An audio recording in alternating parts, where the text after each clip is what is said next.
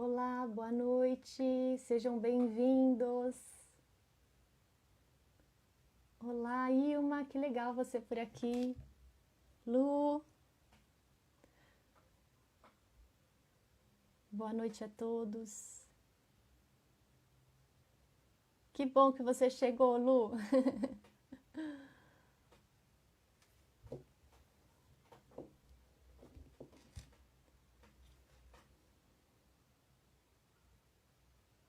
Muito obrigada pela presença. Muito obrigada, gente, pela presença. Fiquem até o final, hein, que no final vai ter surpresa.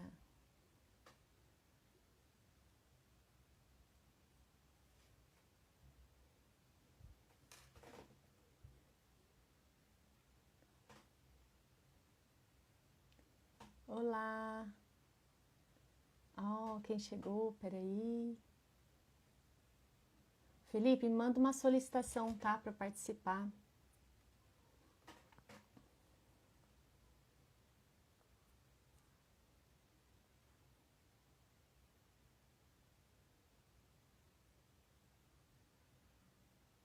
Oi, Josi.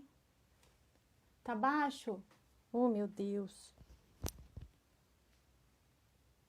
Ah, pode entrar, rapaz, não vai fugir, não. Oi, Andressa. Tá bom? Melhorou o som? Ó, o professor já chegou.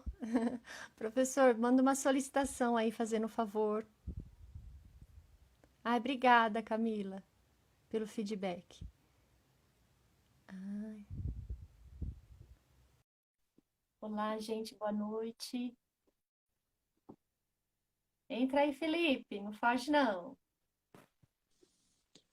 Eba, que Grande, maravilha! Ju, tudo bem? Tudo Maravilha, ótimo. que alegria estar com você. O Ai, resto do povo vai estar puxa. aqui também ou vai ser só nós dois? Vai ser uma Não, o live Felipe, múltipla. vai ser o Felipe que está enrolando para entrar. E Danado. a Edjane, que teve um pequeno imprevisto, mas ela já está chegando também. Boa, Ai, que maravilha. bacana. Muito Finalmente. obrigada pela sua presença, Oh, professor. imagina que você não ia Nossa, fazer isso com meus alunos. que legal, nossa. Quero aproveitar, né, e agradecer imensamente, né, o seu trabalho, que foi um divisor de águas na minha vida profissional e na minha vida pessoal também, porque uma personalidade como a sua não ilumina, né, demais a nossa vida. Muito obrigada, professor.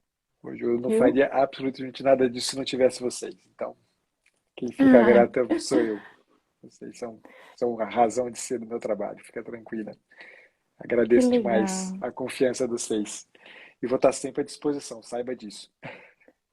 E eu sei, gente, ele é maravilhoso em todos os sentidos. Tá sempre disponível, tá sempre conversando com a gente. Acho que ele. Ah, ele enviou o Felipe. Deixa eu aceitar ele aqui. Grande Felipe.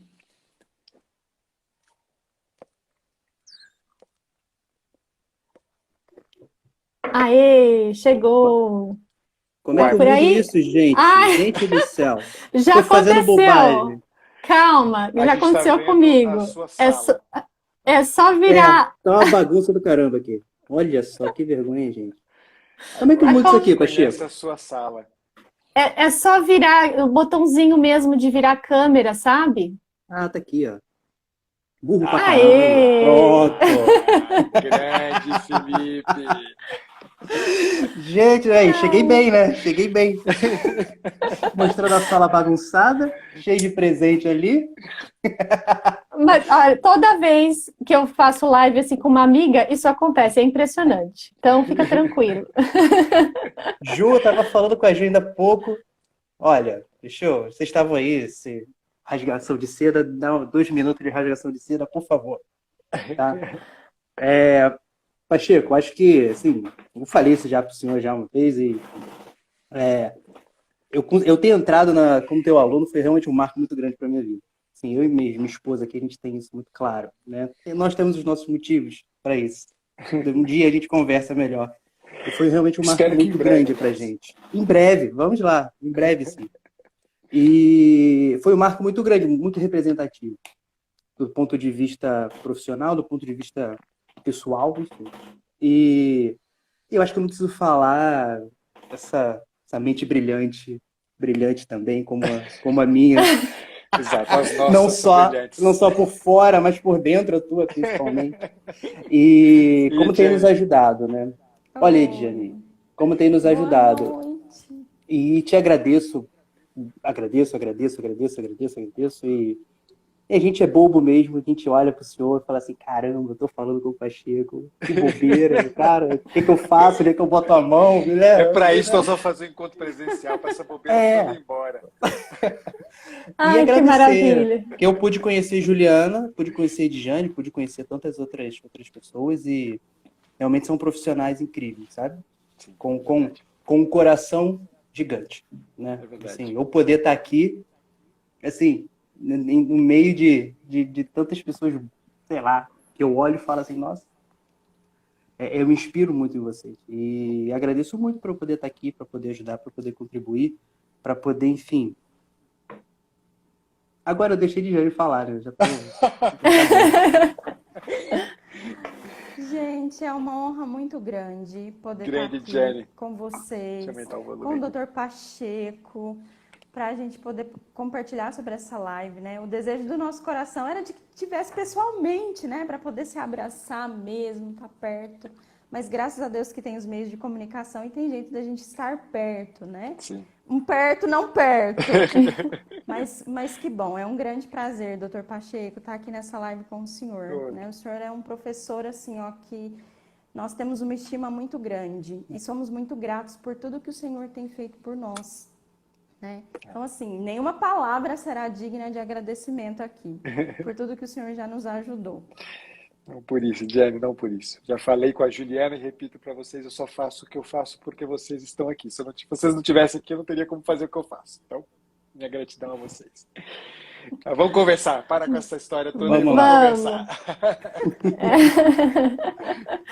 Pois no primeiro semestre, então, o pessoal que está chegando aqui na live, nós tivemos uma ideia de falar sobre os temperamentos e chamei alguns colegas do time, né? Um deles, o Felipe, a Ediane, para a gente estar fazendo algumas lives sobre já o tema dos temperamentos e nisso, então, surgiu a ideia de um novo projeto, né? Que a gente vai falar mais para o final, né? E diante desse novo projeto, nós então percebemos que é preciso falar realmente sobre o assunto, apesar de que já se tem falado muito, mas que muita gente ainda não tem contato com esse tema, ou tem de uma maneira muito superficial, ou que ainda tem muita dificuldade de compreender, né, e de fato se identificar e aplicar mesmo na própria vida e no contexto, né, em que vive, tanto pessoal, social e profissional. Né? E aí, então, surgiu a ideia de nós fazermos uma série de lives. Então, gente, hoje é a primeira live de uma série de lives que vai acontecer durante essa semana, né? E hoje nós falaremos especificamente sobre os temperamentos na psicoterapia, né? E por quê? Porque ainda se tem um pouco de preconceito, né, professor, sobre isso. Um pouco.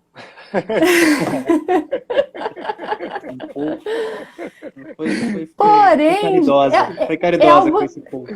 É algo tão rico. Meu Deus, quando eu de fato compreendi, né, a questão dos temperamentos, como ampliou o meu olhar, né? Tanto para mim mesma, o meu autoconhecimento, quanto para o meu paciente, aquele que chega, né? Muitas vezes com sofrimento e que nem sempre eu conseguia, antes desse conhecimento, tocar de fato, né? Mas para onde, o que está faltando, o que eu não estou conseguindo ver, o que eu não estou conseguindo ver. A gente até conversou no domingo, né, ontem, que interessante o evangelho de ontem, né, professor? Né? E é esse o ponto, né, que eu acho que foi, é sempre providencial, né? Sempre. O que queres que eu faça por você, né? Horas que eu veja, né? E aí, então, nesse anseio de ver e de pedir para aquele que de fato pode me dar a visão, foi que eu encontrei gigantes como o Dr. Pacheco, como o Dr. Ítalo, que me ajudaram a ampliar o olhar e ter um diferencial no meu trabalho terapêutico com os meus pacientes. E é isso que eu quero convidar, então, o professor, doutor, eu te chamo de professor com carinho, Como né? você quiser. E pedir, então, que o senhor nos ajude a iluminar mesmo aqueles que estão aqui, curiosos, querendo saber como é que isso de fato acontece, né? Como é que, então, um psicólogo, independente da abordagem, pode usar isso ao seu favor? Boa. O psicólogo pode usar isso, doutor Pacheco? Isso não é coisa de, sei Então lá, vamos lá, né? bruxaria? Isso não é bruxaria? Bruxaria, astrologia, esses caras estranhos, né? Deve ser tudo gente doida, né? Então, não, se você me permite, Ju, se vocês me permitem, Ju, Jane e Felipe, acho que para falar sobre isso, eu sinto necessidade de dar um passo lá atrás, na história da minha formação, né? E que eu acho que ajuda a iluminar um pouco também, né, o que está em jogo. A gente está falando de temperamento. Não vou chover no molhado de coisas que muita gente já ouviu falar diversas vezes aí nas minhas lives, mas tem uma passagem na história da minha formação, né, que eu já tive a oportunidade de mencionar, mas que esconde, na verdade, algo que foi muito, muito marcante na minha entrada na psicologia. Quer dizer, o fato de eu ter feito, né, antes da psicologia, ter feito estudos de filosofia, né, eu fiz o curso de filosofia, que ficou incompleto, na verdade, né, me levou para dentro do curso de psicologia de um jeito completamente diferente se eu tivesse entrado sem esse curso de filosofia. E na minha formação, que foi uma formação muito ruim em filosofia, como praticamente toda a formação em filosofia e formação de nível de graduação no Brasil, eu, no entanto, tive alguns professores muito interessantes. E eu tive um professor de filosofia da religião que ele me introduziu, digamos assim, no campo daquilo que a gente pode chamar de simbólica.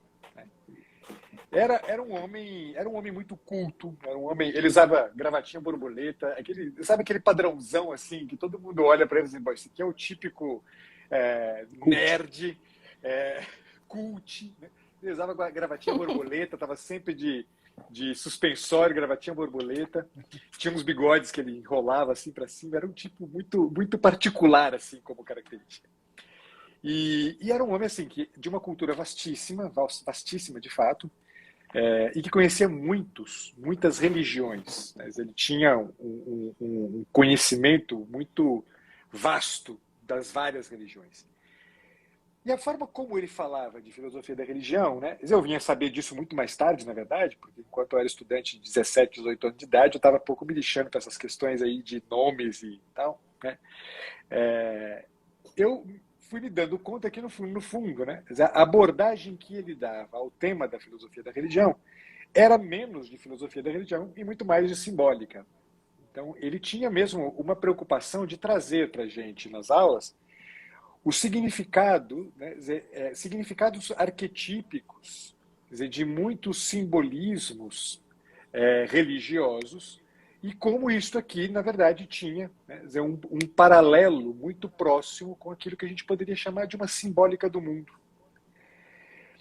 Eu fui entender isso décadas mais tarde, né, muito tempo depois, né? Mas isso aqui, de alguma maneira, me trouxe para dentro da psicologia, né, já com uma preocupação que, logo no início, me fez perguntar acerca de qual era a validade de uma atenção que uma ciência como a psicologia poderia dar, na medida em que não dava conta de uma consideração de uma quantidade maior de fatores por trás dos sofrimentos humanos.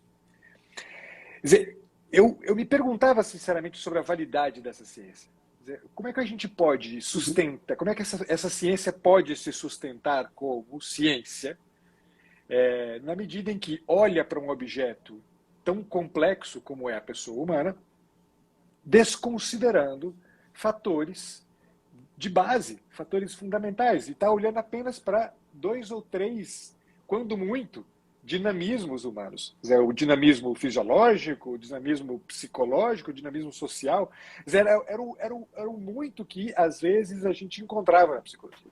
E se esquecia muitas vezes, no mais das vezes, no mais genericamente das vezes, se esquecia dos dinamismos religiosos, se esquecia do dinamismo simbólico, se esquecia de dinamismos noológicos, né? Eu fui vendo cada vez mais que faltava um substrato epistemológico, vou usar uma expressão tanto quanto dura aqui, mas faltava, no meu entender, um substrato epistemológico para que essa ciência pudesse, de fato, se caracterizar como tal e ter alguma validade, né? E esse foi o meu questionamento desde o primeiro semestre do curso, né? Eu me questionava sobre isso desde o meu primeiro semestre do curso, né?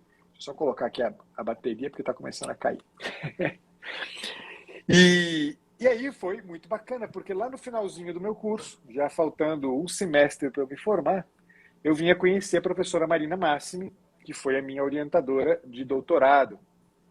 Marina Massimi talvez, eu vou tirar o talvez, né? Ela é certamente um dos nomes mais importantes no cenário da psicologia nacional, no que diz respeito justamente aos estudos acerca da história da psicologia, né?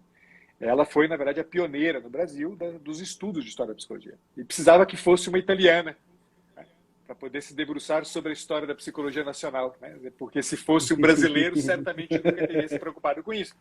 A Marina é italiana, chega no Brasil, formada em psicologia, e a primeira pergunta que ela faz é: porra, como é que essa ciência chegou no Brasil e se desenvolveu no Brasil? Foi a primeira pergunta que ela se fez. Tinha que ser uma estrangeira, de fato, para poder chegar e fazer essa pergunta, né? E ela é a pioneira dos estudos de história da psicologia no Brasil e dedicou toda a sua vida, foram mais de 30 anos como professora universitária na Universidade de São Paulo, estudando história da psicologia, mais do que história da psicologia moderna. Ela estudava aquilo que ficou conhecido como, ela desenvolveu como uma área que é a história das ideias psicológicas. E foi neste momento que eu justamente tive a oportunidade de me dar conta de uma quebra. A quebra que ocorreu no século XIX e que fez com que a gente fizesse a pergunta que o Felipe fez. Será possível que a gente pode usar uma coisa como os temperamentos no âmbito da clínica? Mas veja que nós estamos falando de uma quebra que se deu no século XIX. E nós estamos falando de uma quebra que se deu no século XIX contra 2.300 anos de história. Sim. Ou seja, nós temos 200 e poucos anos, um pouco mais, um pouco menos de 200 anos de história de uma ciência que se pretende ser, quer dizer, o suprassumo dos conhecimentos acerca do dinamismo da pessoa humana, que, num momento da história, quebra, rompe com a filosofia, rompe com a simbólica. Na verdade, o rompimento com a simbólica foi até anterior, pelo amor de Deus, né? Quer dizer, mas rompe com tudo isso aqui, né? E rompe com 2.300 anos de história. E aí a gente vai ver, né, que esses 2.300 anos de história não são 2.300 anos de história de ineficácia. Exatamente. São muito pelo contrário. São 2.300 anos de história muitíssimo eficaz. Se a gente pensa que a própria medicina ocidental, até o século XVIII, pessoal, ela era baseada na teoria hipocrático-galênica. Até o século XVIII. É de explodir a cabeça se a gente pensar que até o século XVIII, tudo que se fazia no Ocidente em medicina era baseado naquilo que um cara lá da Grécia, de uma ilhazinha da Grécia chamada Kos, desenvolveu em termos de medicina e que era toda, absolutamente toda, pensada sobre os fundamentos de uma teoria simbólica como aquela que hoje, né, virou a moda eu brinco que virou o DSM dos novos psicólogos, né? Que infelizmente está se tornando uma coisa que eu acho que é uma grande perda, mas enfim, né? Mas nós estamos falando de uma história vastíssima, longuíssima, sólida, sobretudo muito sólida, né? Conta-se que, só para vocês terem uma ideia, né? O Galeno, no início da era cristã, né? Que era um médico do imperador romano, né? Quando ele assumiu como imperador, como médico do Império Romano, ele tinha como responsabilidade cuidar aqueles que lutavam lá no Coliseu, De gladiadores. os gladiadores. Uma das tarefas dele era cuidar da saúde dos gladiadores. Todos os médicos, antes de Galeno, tinham uma taxa de perda altíssima. Então, assim, sei lá, para cada 50 gladiadores que eles cuidavam, 48 morriam. Meu Deus. Galeno, quando assumiu como médico, usando a teoria hipocrática, por isso que a gente fala de teoria hipocrático-galênica, né, que é a base da teoria dos temperamentos, né, a teoria dos humores, Galeno, quando assumiu, usando a teoria hipocrática, ele aumentou a taxa de eficácia de tratamento dos gladiadores de uma forma estrondosa, com conhecimentos de fisiologia que eram terríveis, porque os conhecimentos de fisiologia que eles tinham, então, eram os conhecimentos de fisiologia que eles adquiriam fazendo o quê? Abrindo cachorro, abrindo macaco. Eles não podiam fazer dissecação de corpos. Ou seja, não era uma questão de conhecimento fisiológico. Era um conhecimento, um conhecimento puro e simplesmente simbólico. Quer dizer, ele tinha uma noção, quer dizer, toda a teoria hipocrática, né, hipocrático-galênica, é uma teoria menos preocupada com o diagnóstico do que com o prognóstico. Então, eu não estou preocupado em chegar a dizer o que você tem, fazendo algum tipo de análise do funcionamento do teu organismo. Eu estou preocupado em estabelecer qual é a melhor perspectiva para você. Quer dizer, é um prognóstico. Quer dizer, e eu faço esse prognóstico baseado em quê? Numa compreensão, numa análise, uma compreensão o mais global possível, quer dizer, da sua dinâmica de funcionamento no mundo, da sua inserção no mundo. A partir, sobretudo, do quê? Quer dizer, daquilo que é o substrato, digamos assim, simbólico, né? Quer dizer, da tua personalidade. Quer dizer, se há um desequilíbrio no teu funcionamento, será certamente por força de algum tipo de intervenção, quer dizer, que implicou na perda de algum dos quatro humores fundamentais que dão origem aos 4 temperamentos, né? Que é a bile negra, a bile amarela, o sangue e a fleuma, né? De cada um desses 4 aqui surgem os 4 temperamentos. A bile negra é melancolia, né? que vem, né? A palavra melancolia vem do humor preto, né? Humor negro, né? A bile amarela, que dava origem ao fogo, ao temperamento colérico, né? O sangue, que dá origem ao sanguíneo, né? E a fleuma, que dá origem ao fleumático, né?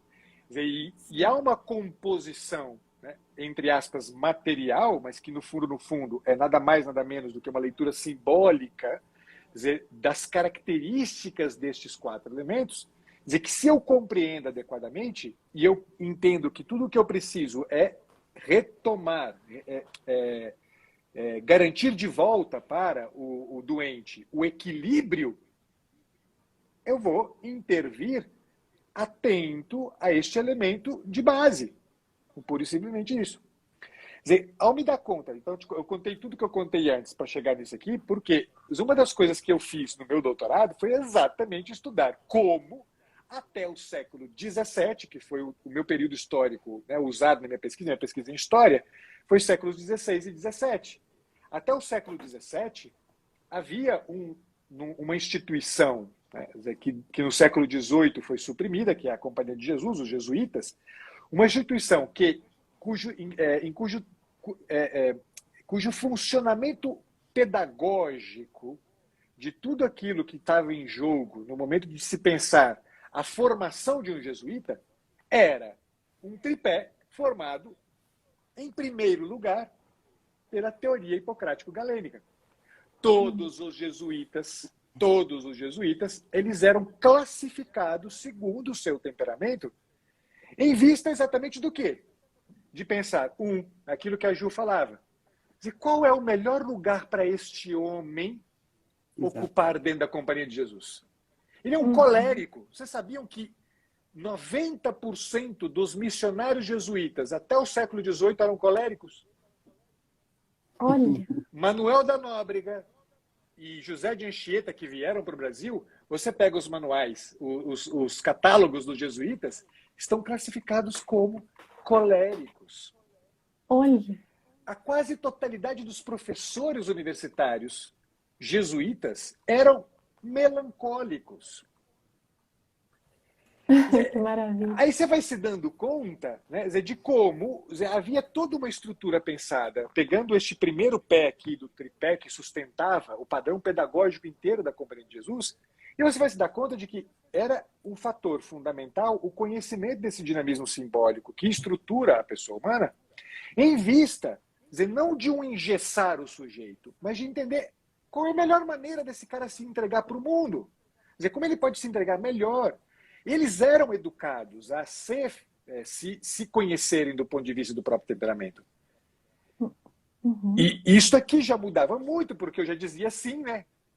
Putz, eu sou melancólico, então não vou me meter a ser missionário, cacete, eu vou me dar mal sendo missionário.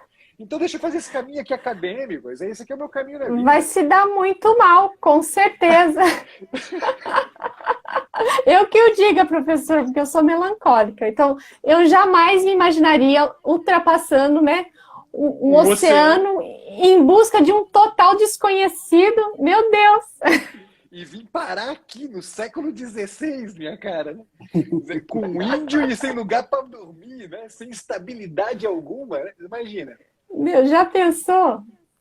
Né? Olha que riqueza isso. Então, veja, isso tudo me fez, né, pensando na pergunta que eu fazia sobre... Aí eu termino, paro de falar, pelo amor de Deus, eu estou falando igual Pablo na chuva com vocês aqui. Quando eu me deparei com esse negócio aqui, né, eu falei assim, puxa, veja que a chance de um fundamento sólido para a psicologia não está na assunção de um padrão epistemológico como o padrão epistemológico do século XIX, que é o padrão epistemológico positivista. Esse padrão epistemológico que leva ao Felipe fazer a pergunta que ele fez, que leva tantos, né, a fazer essa pergunta. Posso trazer para dentro da clínica o tema do temperamento? Mas veja que isso aqui é um padrão epistemológico que surgiu lá no século XIX. Quer dizer, fundar a psicologia sobre esse padrão, esse padrão epistemológico foi a grande tragédia para a psicologia. Quer dizer, porque fez ela romper com um diálogo fundamental com os saberes, como a filosofia e como a simbólica, já tinha sido quebrada já bem antes disso aqui, mas fez ela romper com isso aqui, quer dizer, de uma forma que deixou marcas terríveis no nosso modo de ação. E aí você escuta um camarada na clínica falando de temperamento, desculpa, vou até falar diferente, né? A gente vê um conselho profissional que vem acusar os profissionais de psicologia de mau uso do seu título porque estão empregando conceitos como de temperamento. E você vê tantos colegas que vêm trazer aqui e vomitar um monte de baboseira quando não tem a mais básica noção do que são os conhecimentos de simbólica e de filosofia, questionar a qualidade do trabalho de um profissional, porque ele, no seu atendimento clínico, antes de pensar numa intervenção, quer entender o mais completamente possível quem é o seu cliente. Inclusive, olhando para a perspectiva tendo uma atenção para justamente uma perspectiva simbólica como esta. Quer dizer, qual é o temperamento desse sujeito? De que me serve uma coisa como essa? Exatamente para aquilo que a Juliana falava. Para que eu saiba intervir adequadamente. Para que eu, me conhecendo, inclusive, saiba quais são os limites da minha atuação e eu possa crescer nos limites da minha atuação. E quem sabe até, em alguma medida, performar de uma forma distinta daquela que naturalmente o meu temperamento me levaria a performar. dizer, você é melancólica. Isso quer dizer, então, que você só pode atender melancólicos, só pode atender temperamentos frios, como os fleumáticos, os melancólicos. Você vai se deparar um belo dia com um sanguíneo que vai te encher a Ai, porcaria das tuas ai, paciências. E que professor! raios eu faço com esse sanguíneo que fala sem parar e não... Você vai se deparar, e aí você vai mandar o cara embora porque ele é sanguíneo? Porque ele é o oposto do teu temperamento? Não, você precisa performar de um jeito diferente. Quer dizer, eu Sim, sou colérico. Quer dizer, se cada vez que eu encontro com o fleumático, eu encosto ele na parede, como eu encosto na parede alguns dos meus clientes coléricos, ele vai embora espana. Nunca mais vai querer me ver na frente. Quer dizer, eu preciso performar de uma forma diferente. Mas porque eu sei que eu sou colérico, eu performo. Quer dizer, essa aqui que é a grande diferença. Quer dizer, são nuances que a gente só adquire na nossa atuação na medida exatamente em que a gente tem uma disponibilidade de conhecer o que está em jogo no dinamismo humano o mais amplamente possível. E por que não, do ponto de vista simbólico? Caramba! Por que não? Eu falei demais. É muita coisa, assim, que porque é exatamente isso que você estava falando, né? Parece que o ser humano só passou a existir a partir do século XIX mesmo, como ele funciona. Até então era uma idade das trevas, as coisas aconteciam de uma forma mágica e misteriosa, enfim. Exatamente. Até aqui, até o século XIX, muitas coisas vieram. E chegamos até aqui graças ao que aconteceu antes do século XIX. Exatamente. A gente pôde fazer o que o século XIX fez porque, enfim, coisas foram feitas antes, né? Exato. E muito da cultura, enfim, muito do conhecimento mundial, a gente não tem conhecimento de onde ele veio. Vamos lá, como é que a gente sabe que o boldo é bom para o estômago quando você... Não houve um conhecimento científico, alguém ali testando na sua prancheta todos os... Veio. Como veio? A gente não tem como saber disso. Não tem como saber de muitas coisas. Então a gente vai olhar para isso, vai desconsiderar. Exato. A gente tem que olhar para esses eventos, vamos chamar assim, antes de falar de símbolos, e saber o que isso há algo a me dizer ali. Exato. E aí a gente entra justamente nessa questão do simbolismo natural que os 4 temperamentos, né, dentro do fogo, da água, do ar Exato. E da terra tem para nos dizer. Que é o que esses elementos nos dizem. E não o que eu digo sobre esses elementos. Né? Porque uma das consequências desse século XIX, né, desse positivismo, é o que o senhor já falou muitas vezes aqui. Eu coloco a minha intenção em cima desse ser que coloca para mim desse objeto, e daí pode vir muita coisa, pode vir o que for daqui de dentro da minha cabeça, coisas inimagináveis, como a gente vê hoje em dia com áreas científicos tremendos. Exato. E que, infelizmente, o conselho levanta lá o joinha e fala, é por aí mesmo, galera, só que, calma, assim, dá um pouco de agonia ver isso, né? Exato. E é justamente essa questão, o que esses elementos têm para nos dizer? E, enfim, uma coisa que eu vejo, né? Uma forma de, por favor, o senhor e as meninas, por favor, comentem, de exercitar isso, né? Como é que eu exercito esse olhar? Como é que eu sou, talvez, um psicólogo em formação, um psicólogo já formado, me deparei com essa ciência simbólica maluca, meio louca, não sei como é que é. Eu acredito, e aí, claro, por favor, me pensem o contrário. A gente pode ler o livro do Ítalo, a gente pode ler o livro do Bennett, a gente pode ler o livro do Dr. Pacheco, a gente pode ler todos os livros sobre temperamento. Mas isso não vai fazer a gente entender o temperamento. É muito mais o que a Ju falou de quando eu descobri o que é o melancólico, eu olhei para isso e falei, agora sim. Agora eu entendi. Por quê? Porque isso é algo que o senhor martela sempre na nossa cabeça.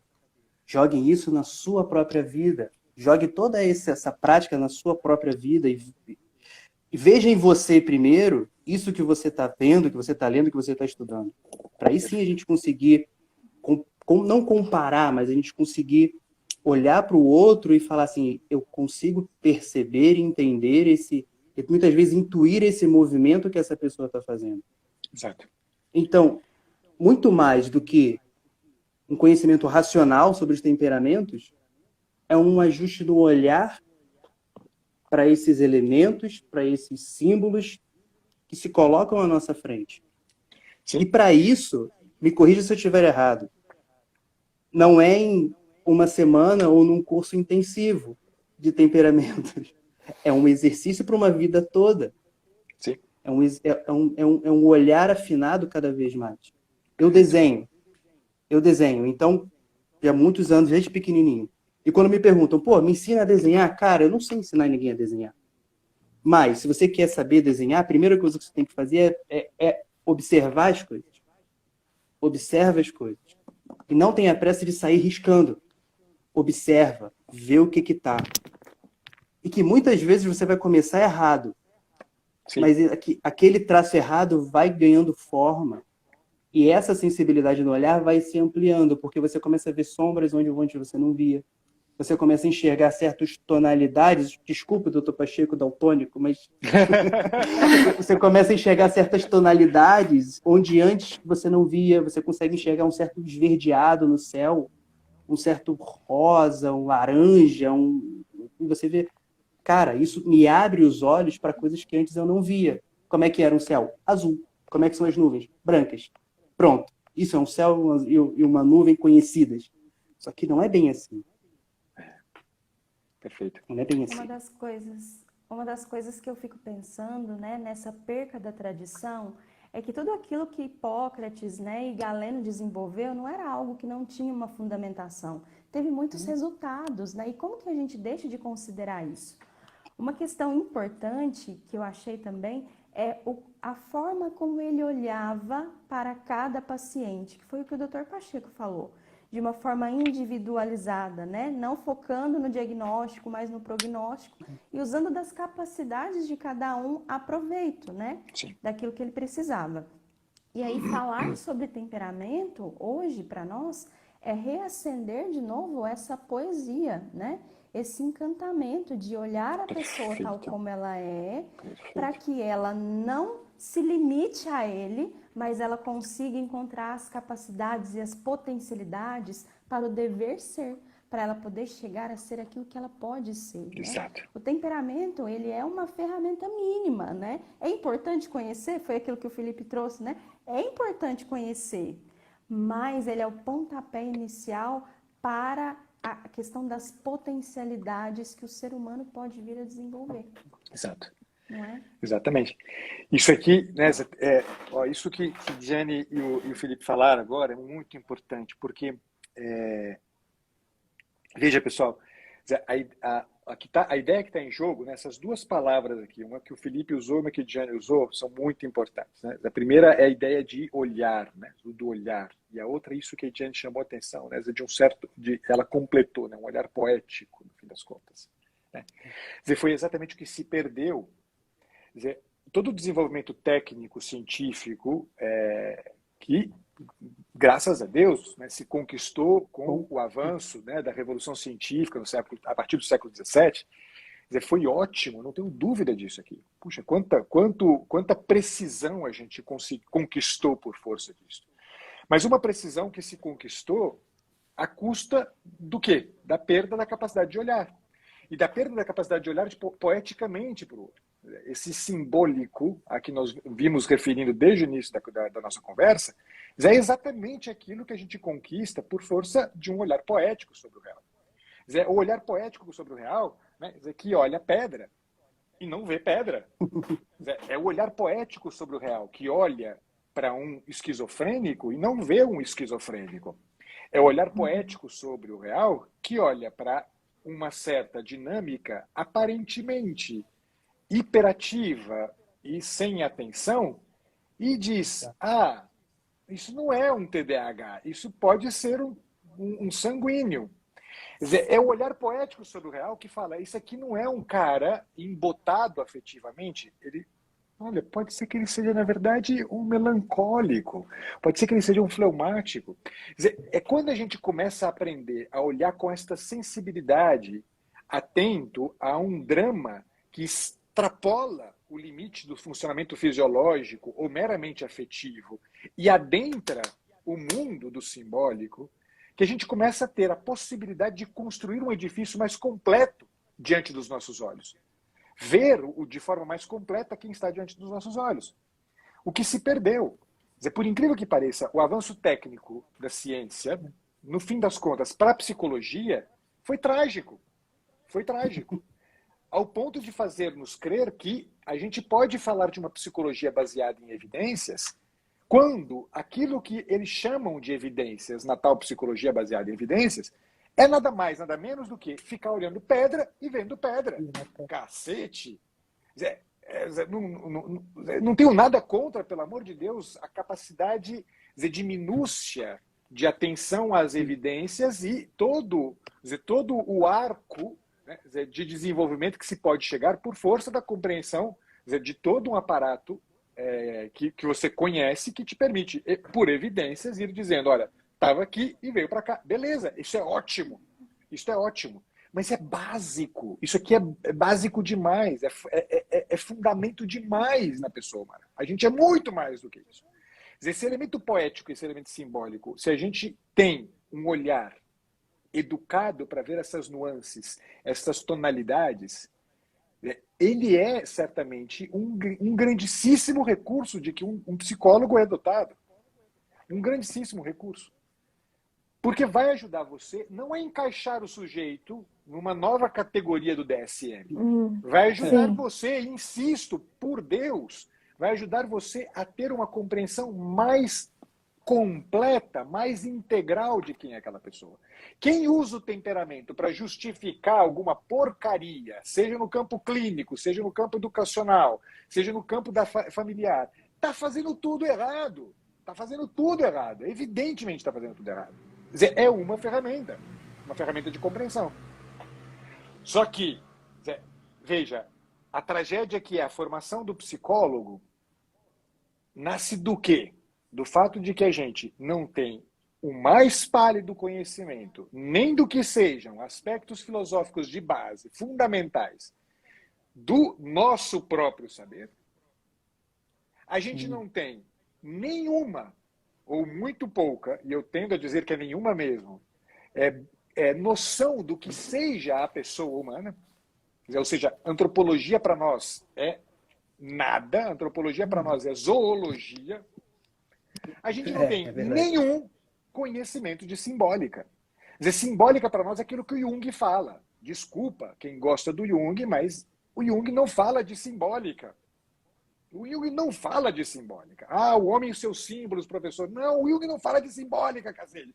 O Jung é só um cara muito... É um cara genial, por Deus do céu. Não quero dizer com isso que a obra dele seja para jogar fora. Mas dizer que aquilo ali é conhecimento de simbólica é uma falácia, quando muito. Quando muito. E eu tenho certeza absoluta que o próprio Jung jamais chamaria o conhecimento dele de simbólica. Ele jamais chamaria. Eu tenho certeza disso. Ele entende que aquilo ali é toda uma outra coisa. Ele é muito mais uma pessoa preocupada em fazer certos paralelos entre conceitos religiosos, ideias das mais diversas culturas e dinamismos humanos do que propriamente um homem que tem algum tipo de conhecimento no campo da simbólica. Mesmo porque, pessoal, o Jung é um homem do século XX. E como homem do século XX, ele é igualzinho a nós. A simbólica deixou de existir há muito tempo no pensamento ocidental. A gente cortou com os conhecimentos simbólicos há muito tempo, desde antes do século XVII. Valha-me Deus. Então, não podemos pensar diferente. Ponto. A retomada disso aqui é muito recente e a gente precisa dizer os nomes. A retomada disso aqui, em se tratando do universo circunscrito dentro do cenário do Brasil, deve-se a uma figura chamada Ítalo Marcílio. Ponto final. Dizer, ponto Com final. certeza. Não tem a menor dúvida disso. Ah, mas a professora Marina Massimi. Não, a professora Marina Massimi, ela não abriu o campo, dizer, da forma como o Ítalo fez. A professora Marina Massimi fez, na verdade, nada mais nada menos do que dizer, olha, a coisa está lá, viu, pessoal? E o que o Ítalo fez foi dizer, olha, isso que estava lá, não está lá só não, viu? Não é um conhecimento Aqui. exótico, histórico que está lá. Dizer que foi o meu erro. Dizer, por 18 anos, eu criei que tudo aquilo que eu havia estudado por 6 anos no doutorado era uma coisa bonitinha para ficar guardada na estante do livro e tomando poeira. Eu brincava que eu queria abrir um consultório de medicina da alma, onde eu ia trabalhar com temperamentos e a teoria Olha só. aristotélico-tomista, mas era uma brincadeira que eu Olha fazia só. com a minha orientadora de mestrado, de doutorado. Mas o que o Ítalo fez foi pegar aquilo tudo e trazer para a clínica. Ele trouxe de volta para nós a possibilidade de a gente usar o campo simbólico como fonte de compreensão, como uma das fontes de compreensão do sofrimento humano que nos aparece lá na clínica. Isso a gente vai ter que, a gente é devedor desse cara para o resto das nossas vidas. Convenhamos, a gente é devedor desse cara para o resto das nossas vidas. Esse olhar poético e essa capacidade aguda de olhar a que o Felipe se referiu, nós estamos aprendendo agora por força do trabalho que este homem, Ítalo Marcílio, chamado Ítalo Marcílio, tem feito por nós. Sim, sim. E eu vejo que é um continente inteiro isso. Sim. Porque a gente que tem para desbravar.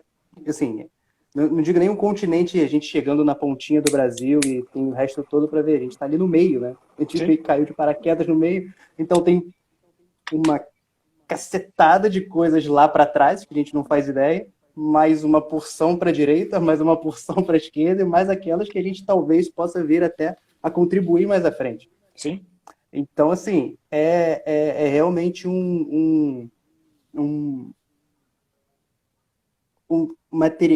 objeto de estudo que encanta muito, que tá aí para todo mundo, né? Tipo assim, tá aí, né? Para quem quiser realmente se aventurar de uma maneira mais séria e aí eu digo muito acadêmica, é necessário, né? Quem tem vocação para essa carreira acadêmica, infelizmente hoje paciência, né?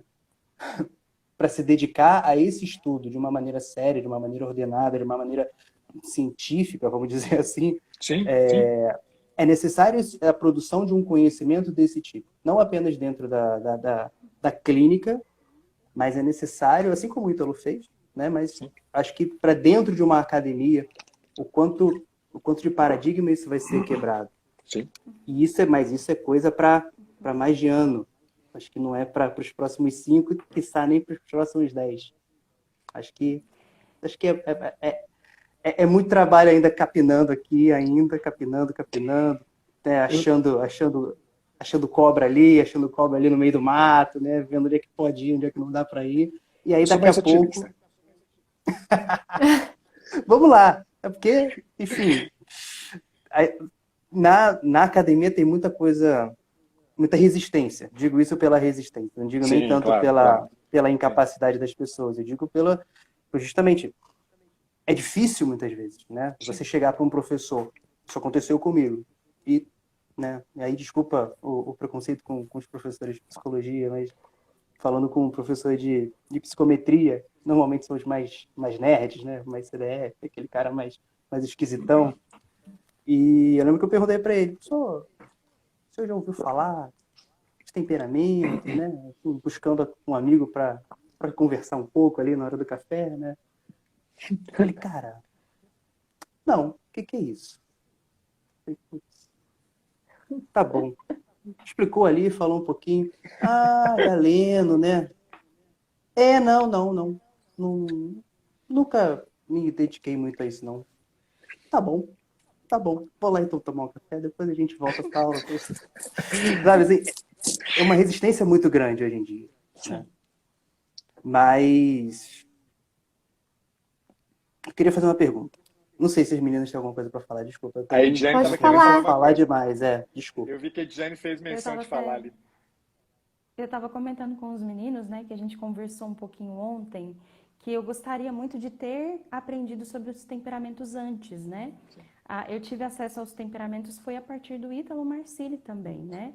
E aí eu estava fazendo um acompanhamento com uma psicóloga e ela trabalhava com terapia dos esquemas, aí lançou, e aí eu me aprofundei, e aí eu conheci o Ítalo, e aí eu comecei a estudar. Não tive o privilégio de conhecer antes, mas graças a Deus que a gente teve o privilégio de conhecer agora.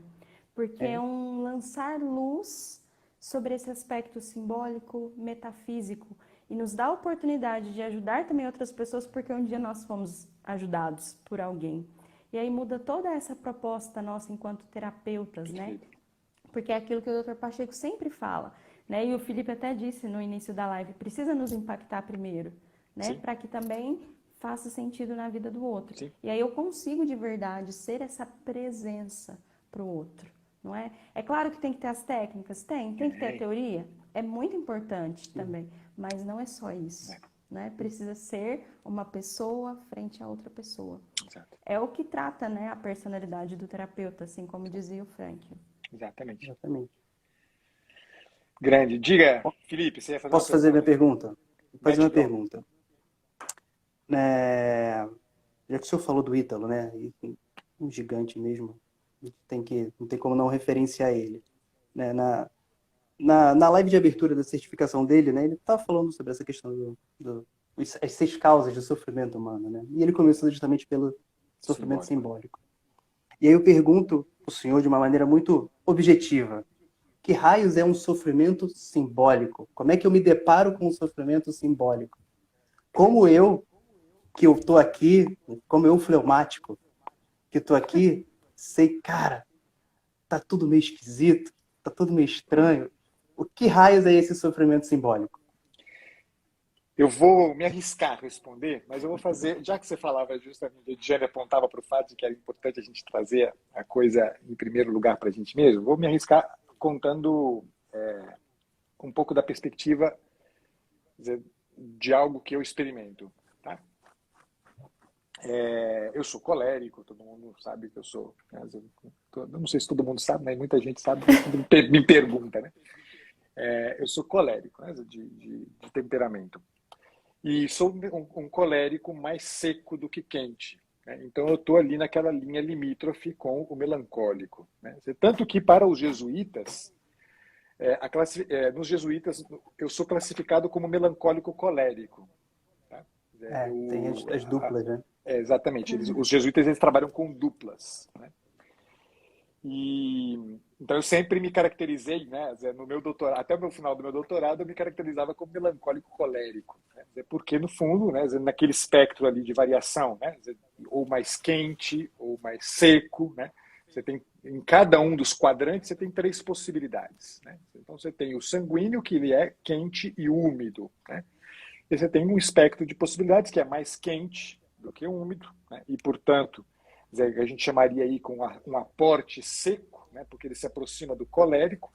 Você tem, né, o sanguíneo puro, né, vamos dizer assim, que ele é quente e úmido, né, e você tem o sanguíneo que ele é mais úmido do que quente. Né, então ele já se aproxima do espectro ali, né, frio, digamos assim, e portanto tem certas características que parecem com fleumáticas, assim a gente pode fazer essa variação em cada um. Então são 4 as características dos 4 elementos, né, que a gente vai estar sempre observando.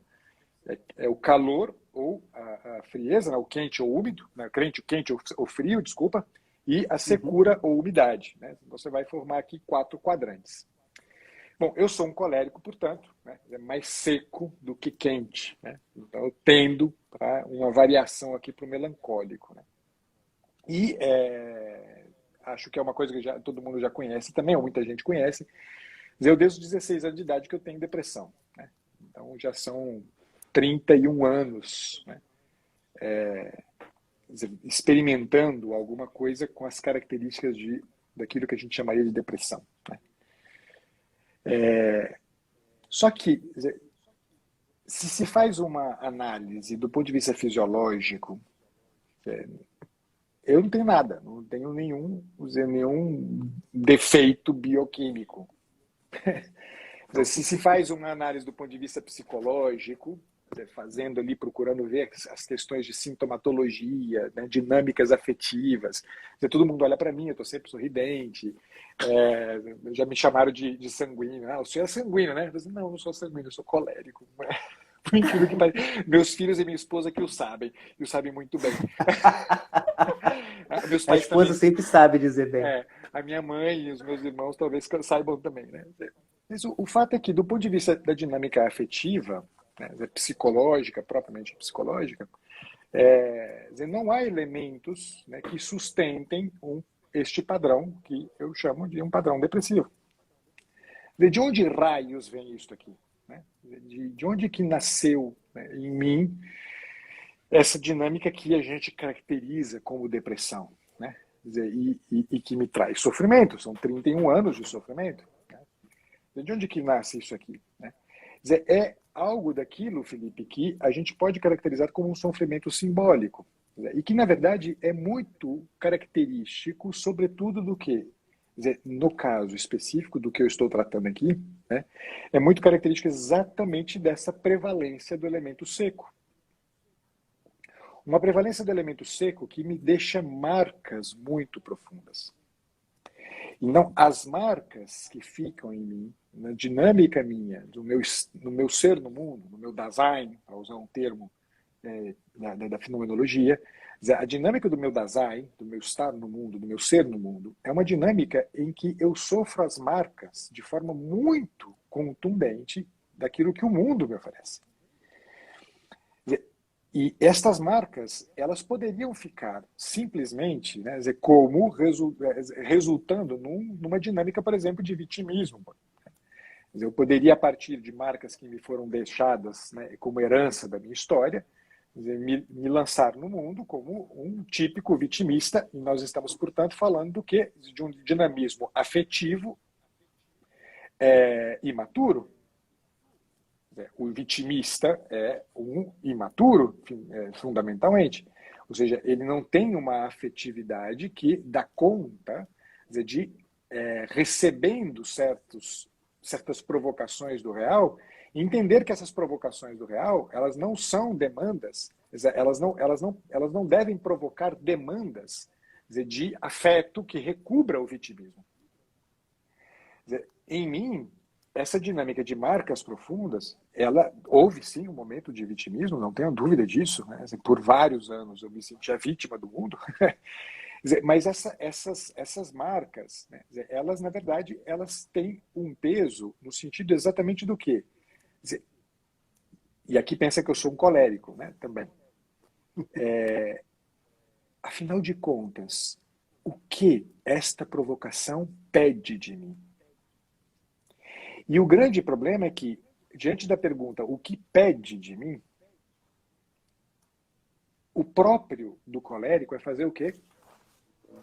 É assumir a provocação em primeira pessoa, como se ela fosse alguma coisa com o que ele possa se envolver voluntaristicamente. Simplesmente fazendo coisas. Mas o fato é que são 31 anos me dando conta de que fazendo coisas não resolve o problema. Mas eu não resolvo o problema. Fazendo coisa eu não resolvo o problema. Ou seja, isso aqui gera um drama. Quer dizer, que é um drama de natureza muito mais, vamos fazer uma conexão aqui, muito mais simbólica e espiritual.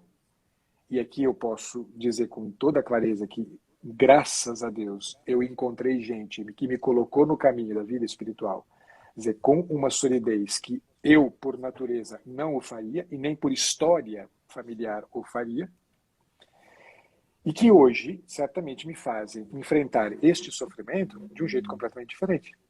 A minha tendência a querer fazer coisa continua presente. Mas o que eu faço com ela?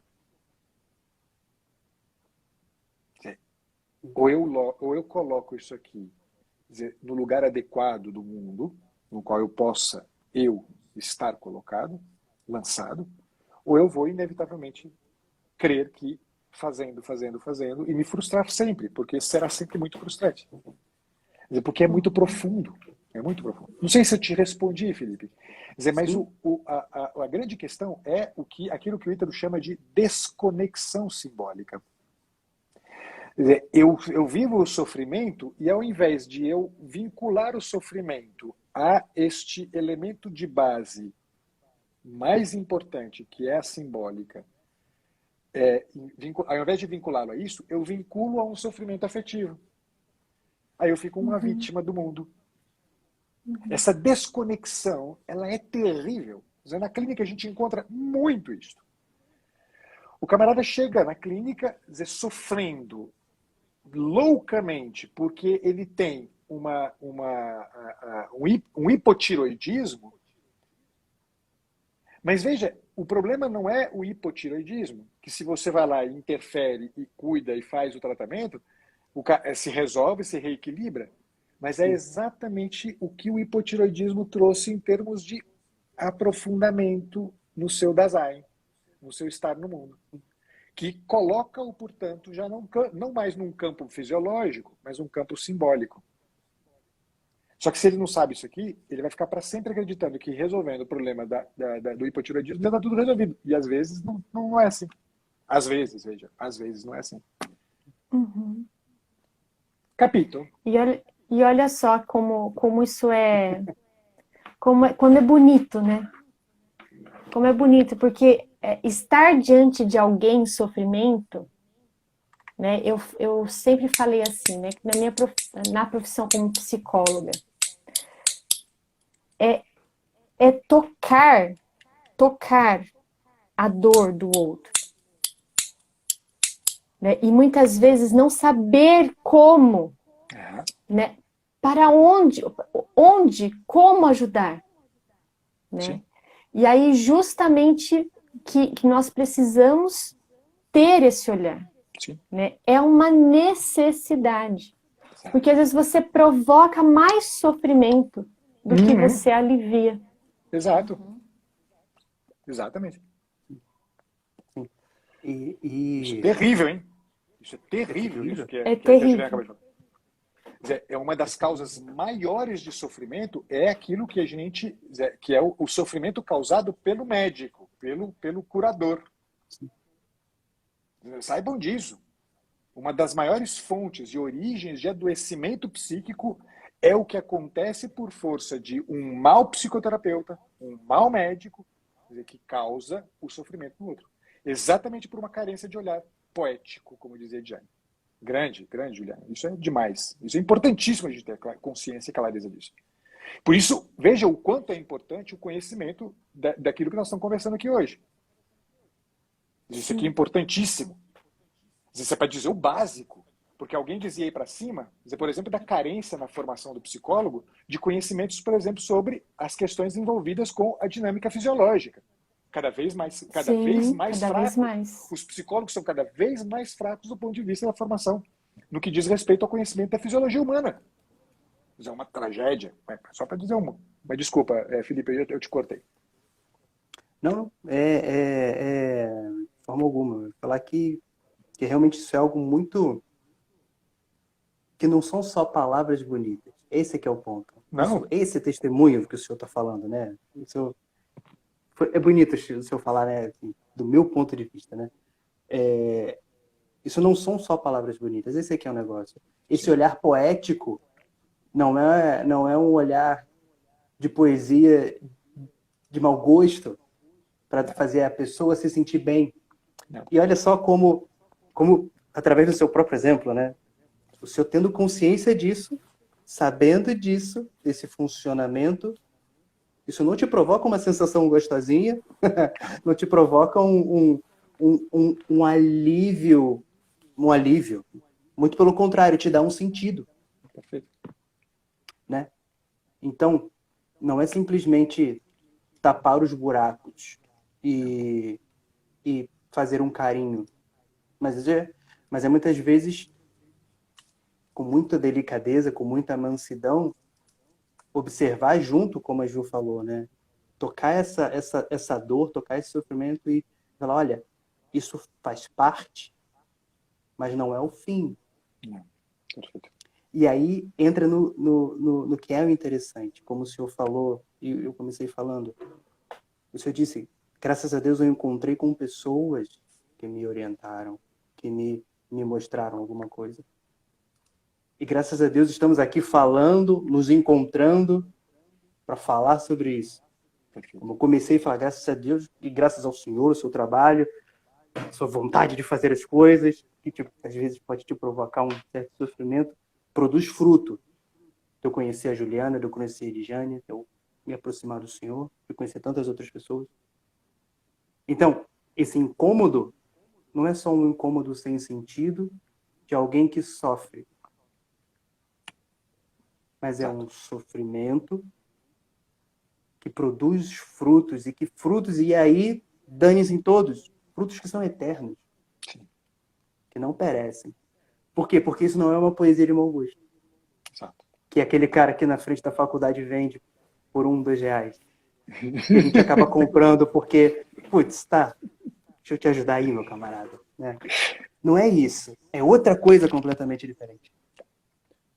E como o encontro com pessoas é algo que realmente é essencial. Perfeito. Essencial. Por quê? Porque eu encontro alguém que me orienta espiritualmente, eu encontro um doutor Ítalo que me orienta em muitas formas, eu encontro até mesmo com um amigo num momento em que essa secura puxa um pouco mais, né? E aquele amigo que te olha nos olhos e fala assim, deixa isso de lado, vamos tomar um vinho. E aí você, no alto do seu sofrimento, ou no buraco do seu sofrimento, para, tudo bem, vamos lá. E sai, sacode a poeira, né? E se deixa, muitas vezes, ser amado por aquela pessoa. Isso é uma coisa muito tremenda. A gente se deixar ser amado por aquela pessoa que é um sanguíneo, meio maluco, que é um fleumático que pode não falar muito, mas que está ali do lado, que é um melancólico, que vai te ouvir e vai entender. Então, assim, qual é o melhor temperamento? Cara, a gente já cresceu, a gente já sabe que não existe isso, né? A gente já está em outro nível de conversa. Exato. Mas, independente disso, como os elementos que compõem o mundo inteiro à nossa volta, a realidade, a pedra, o mato que cresce e tudo mais, né? As coisas que são boas, o vinho, inclusive, faz com que a gente prove a vida e fala, ela é boa. Né? Aí sim a gente pode se dizer uma espécie de bom vivant, que a gente consegue tomar um chá e falar, é saboroso isso. Exato. Por quê? Porque isso tudo está integrado. E na dinâmica de encontro com uma outra pessoa, com outras pessoas mais secas, pessoas mais úmidas, pessoas encharcadas, pessoas hemorrágicas, nem sanguíneas, né? Aquelas pessoas, né? Enfim, essa dinâmica de encontro e de diferenças faz com que essas nossas tendências, né, minerais, vamos chamar assim, ali de base, Sim. elas se enriqueçam. E a gente olha e fala assim, há uma possibilidade. E é bom. E para a gente possa chegar no final e falar assim, a vida é boa. A vida é boa. E aí eu remito à segunda live do Ítalo, que não tem como a gente não ver aquela live e não se emocionar e não olhar e falar assim, a nossa missão é justamente trazer a esperança para o coração das outras pessoas. Exato. É renovar as esperanças no coração das outras pessoas para que as outras pessoas possam chegar e falar assim, cara, não é que a vida é boa mesmo? Eu tô meio lascado, mas ela é boa. Essa marca de 15, 20, 16 anos atrás, ou essa confusão que eu não consigo entender aqui na minha cabeça de fleumático, apesar disso, a vida é boa. Por quê? Porque eu tenho um encontro com uma pessoa real, concreta na minha frente. Sabe? Sim, perfeito. Que toca essa dor. Perfeito. Sabe? De todos os elementos. Isso é muito bonito, cara. Isso é muito bonito. E isso eu aprendo com vocês o tempo todo. Pô, Grande. aprendo com vocês o tempo todo. Você sabe que já que a gente se alongou aqui, não sei se era para cair a live, já tinha que ter caído já. Eu não sei. Se não caiu, tá ótimo. Não sei se vocês vão conseguir Tá salvar bom. depois, viu? Vocês vão conseguir salvar, mas enfim. Oh, meu Deus! Eu acho que vocês não vão conseguir salvar, então. Se for. Mas hoje eu atendi uma cliente, uma cliente de quem eu gosto muito, assim, uma pessoa que eu tenho uma afeição enorme por ela, quero muito bem dela. E ela é uma colérica. E hoje, ela começou a sessão, os primeiros 30 minutos da sessão, eu fiz vários registros, inclusive, de incômodos que eu estava com relação à forma como ela estava. E a maior parte desses registros diziam o seguinte: ela está falsa hoje. Ela não está verdadeira. E foram 30 minutos assim. Uma chuva de falsidade, de falseamento de si, sabe?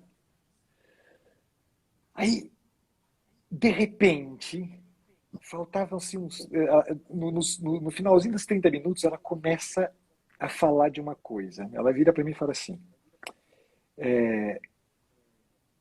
eu não fui amada.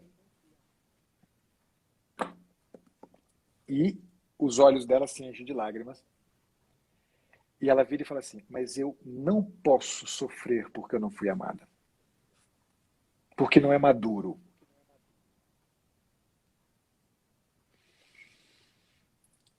E veja, no momento em que ela falou isso aqui, né, e sobretudo a postura que ela assumiu em seguida, era evidente que havia acontecido ali, entre mim e ela, algo que não havia acontecido em todas as sessões anteriores. Foi a primeira vez que ela chorou na minha frente. Lembra que é uma colérica.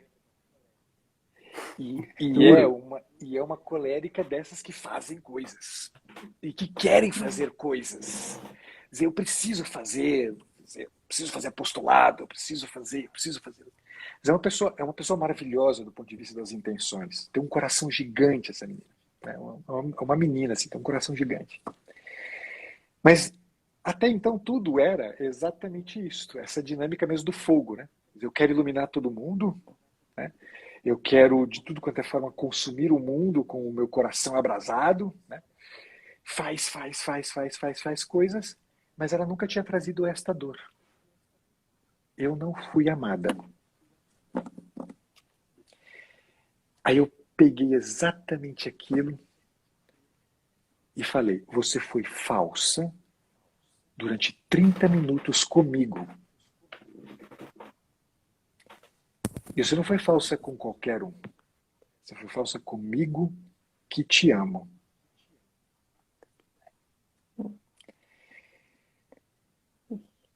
Essa aqui, né, é exatamente a nossa tarefa. Porque, veja, eu só pude dizer para ela que eu não havia dito em nenhum outro momento estas palavras.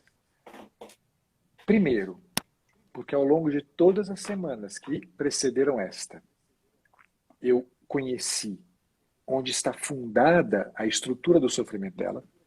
Só que eu não poderia ter falado isso para ela há 6 semanas atrás. Era preciso haver o quê? Era preciso haver o trazer à tona a dor. Trazer à tona uma dor que não é a dor, uma dor de uma depressão. É a dor, na verdade, de um não saber se amada. Uma dor de não saber se amada que não é a dor de não saber se amada de um melancólico. Não é a dor de não saber se amado de um fleumático. É a dor de não saber se amado de uma colérica. Que quer colocar fogo no mundo, mas não encontra no mundo um olhar não encontrou no mundo um olhar que se debruça sobre ela ao ponto de reconhecer o quanto eu quero botar fogo no mundo, o quanto o meu amor quer sair e não tem lugar para sair. Isso aqui, veja, é resultado de um conhecimento do simbólico é resultado de um conhecimento do dinamismo afetivo, porque o que aconteceu ali se chama transferência. Há 6 semanas atrás, ou na semana passada, eu não poderia ter falado uma coisa como essa porque não tinha acontecido ainda o processo transferencial. Veja, se a gente não conhece adequadamente todo o dinamismo humano, afetivo, fisiológico, simbólico, religioso, espiritual, se a gente não conhece todo o dinamismo humano, dizer, o que raios a gente consegue fazer para poder fazer isso que o Felipe acabou de dizer? Trazer esperança para essa menina. Porque ela terminou a sessão com um sorriso de ponta a ponta, dizer, certa de uma coisa. Dizer que não era uma estratégia minha. Dizer, certa de que, sim, eu encontro no mundo alguém que me ama. Que me ama. Ai, perfeito. Eu amo. Uhum. Sim. É sério? Nós temos uma tarefa, cacete. Nós temos uma puta de uma tarefa. Dizer, se a gente não se prepara para ela, onde a gente vai desembarcar? É no trazer e causar sofrimentos maiores do que aqueles que quem nos procura já traz pra gente. E a gente está querendo fazer psicologia baseada em evidência. O caralho. Me desculpem, o caralho. Porque esta psicologia baseada em evidências prende o sujeito no seu próprio sofrimento. Prende o sujeito, achata o sujeito no chão da materialidade. Que merda! Que merda! De profissional é esse que acredita que aqui está o fundamento de tudo? Não! Usa isto também. Também.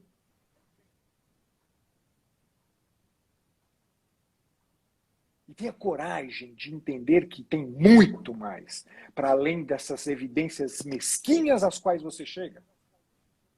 Porque são mesquinhas. Tenha coragem de entender. E não saia por aí dizendo que quem olha para o homem, olha para a pessoa humana, atento a um elemento simbólico como é o temperamento, é menos. Canalha você é que fala uma coisa como essa.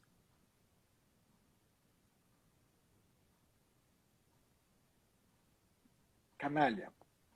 E um péssimo profissional. Vai me desculpar, mas é a mais pura verdade. Me desculpa. Eis um colérico. Esse é o nosso querido professor, gente.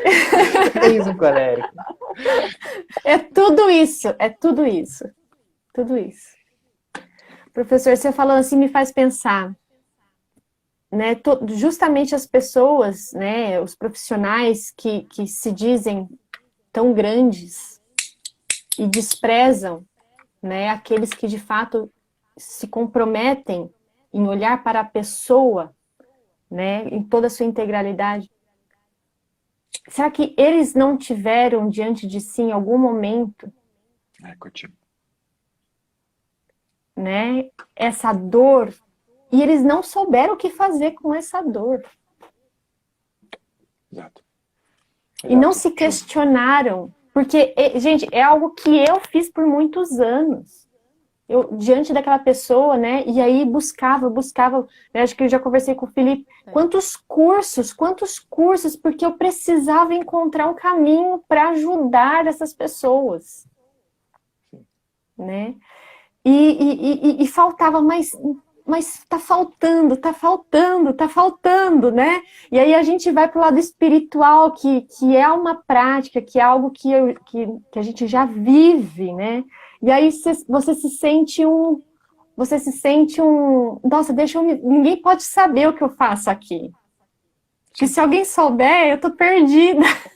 Imagina. Né? E aí, de repente, né, Pacheco, por isso que eu falo que obrigada por iluminar. Né? Porque foi uma libertação conhecer, né? E saber que eu não preciso me esconder mais. Que tudo isso é o que tem que ser. Que esse é o caminho, de fato. Né? Esse é o caminho. Não tem como ser menos do que isso. Não tem. Não tem mesmo. O fato é que, termino, paro de falar. Todo mundo que nos procura, como eu dizia hoje no meu stories, é um Zaqueu que está subindo num sicômorozinho, esperando o sentido da vida passar e dizer, opa, pera lá, a vida tem possibilidade. E tá todo mundo esperando para a gente levantar a mão e falar assim, ei, eu vou jantar na tua casa hoje. Quem procura a gente é Zaqueu, quem procura a gente é a samaritana, quem procura a gente é a mulher torta que foi curada no dia de sábado. É o Quem procura a Bartimeu. gente é o Bartimeu que está na beira da estrada há décadas. Quem procura a gente é isso, são essas pessoas que sofrem. E eu digo, né, eu não tenho dúvida, Ju, e por isso eu faço esse meu trabalho, eu não tenho dúvida que entre os tantos Zaqueus que há por aí, há uma quantidade gigante de profissionais esperando o momento de encontrar quem, como nós, estende a mão e fala, vou jantar na tua casa hoje, cara. Tem muita gente, a crescente demanda por trabalhos como o que eu venho fazendo, trabalhos como o que o Ítalo tem feito. Caramba, quase 2.000 pessoas se inscreveram para a certificação do Ítalo. Vocês têm ideia do que é uma coisa como essa? Da quantidade de profissionais que estão sedentos desse olhar. Sim. É verdade. Está faltando alguém que se coloca como farol nesse lugar que a gente está ocupando. E vocês são aqueles que precisam assumir esse lugar. Porque eu vou passar, eu vou embora. Eu logo não estou mais aqui. Quer dizer, vocês têm que continuar. Vocês têm que continuar. Essa geração precisa ser formada. Por isso que eu sou otimista, Felipe. Eu acho mesmo que o tempo é bem menor do que 5 anos, viu, cara? Bem menor do que 5 anos. Espera terminar o primeiro ano da certificação do Ítalo, você vai ver o que vai se tornar a nossa profissão.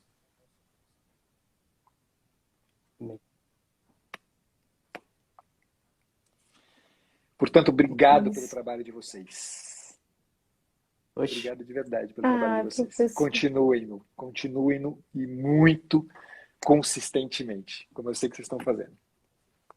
Obrigada, professor. Inclusive, vamos aproveitar a deixa, né? Que soem os tambores. Né? Então, eu queria dizer a todos vocês, primeiro agradecer, né, a presença de todos aqui. Estou muito feliz. E que então, um dos projetos, o projeto que nós estamos lançando hoje é um e-book sobre os temperamentos, mas que foi desenvolvido, né, por mim e pelos meus colegas, que nós vamos fazer outras lives essa semana, com o objetivo de trazer de uma forma bem simples, né? Porque às vezes pega um livro do Ítalo, e aí, como é tudo muito novo, a pessoa não consegue, né, ter esse olhar de primeiro. Então, a gente precisa fazer um trabalho que seja essa fechadurazinha pequenininha, né, que vai animar as pessoas a buscarem mais esse conhecimento. Então, que seja de uma forma simples, para que as pessoas possam, de fato, falar, nossa, eu acho que eu estou conseguindo ver algo aqui, olha, realmente isso faz algum sentido, né? Então, nós desenvolvemos um e-book com muito carinho, com muita dedicação, com a parceria do nosso querido professor Dr. Pacheco, que fez um prefácio fantástico, e estamos lançando o e-book hoje, né? Então, para quem tem interesse, é só ir lá na nossa bio, né? Na minha, do Felipe, da Edjane e dos nossos colegas que farão as outras lives durante a semana e está adquirindo, né, por um preço também muito simbólico, mas que tem muito amor envolvido, com certeza, porque o nosso maior objetivo é iluminar, é ajudar a abrir o olhar, né? É esse o objetivo do nosso projeto, né, que é a porta de entrada para outros projetos, com certeza, professor. Né? Muito obrigada, muito obrigada, muito obrigada. Estou muito ansiosa para sexta-feira chegar logo. Grande, também tô. Espero ver. Vocês vão estar todos os três? Ediane, você vai estar? Sim, a Edjane, infelizmente, deixou a gente na mão. Ah, A gente tá bom. Nós vamos, então. A próxima É vai ser aí uma- perto de você. Isso. Aqui em Minas, né? É bom que aí a gente é forçado a fazer mais um, né? isso, exatamente. Concordo. Grande. Assim que é Professor, bom. muito obrigada, muito obrigada. Que Deus o abençoe imensamente. Amém. Né? Eu estou muito feliz por ter a oportunidade de falar isso. Muito obrigada. É. Viu? Por tudo e por tanto. Obrigado a vocês. Obrigado mesmo. Muito Ju, obrigado Felipe, mesmo, Ediane, obrigado demais. Espero que E dê obrigado, certo. Felipe e Edjane, por embarcar nas minhas loucuras. Porque eu sou uma melancólica assim, eu vou, mas eu vou carregar alguém gente comigo, porque eu não vou sozinha, não. Tá certa você. É. Muito bom. Então, Um gente, grande muito obrigado, beijo. viu? Um beijo. Uma Obrigado a boa vocês. noite. Boa noite. Vamos ver, pra rezar para eu vocês. conseguir salvar a live. Tomara. Senão alguém sempre grava. Alguém tem sempre alguém. grava. Aí vocês mandam, Ai, que colocam lá nos ótimo. stories de vocês. Tem sempre alguém que grava. Tá ótimo. Professor, muito obrigada. Um grande beijo. Deus te abençoe. Amém. Fiquem com Deus, gente. Tchau, Valeu. gente. Tchau, gente. Beijo pra Boa todos. noite. Tchau, pra todo obrigada. Boa mundo. noite. Eita. Como é que eu E agora? saio? É aqui no xizinho. Tchau, gente. Tchau, Ju. Tchau, pessoal. Obrigada, viu?